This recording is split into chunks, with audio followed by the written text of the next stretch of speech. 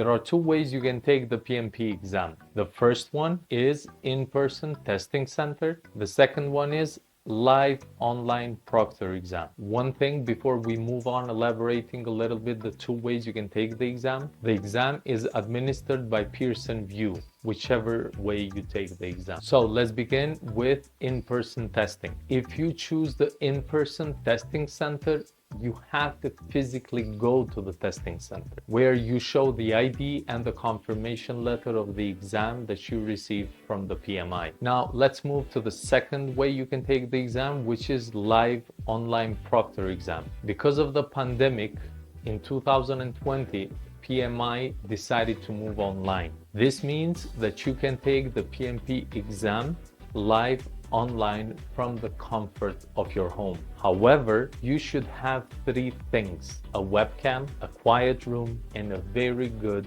internet connection. So it's up to you to choose whichever way works best for you.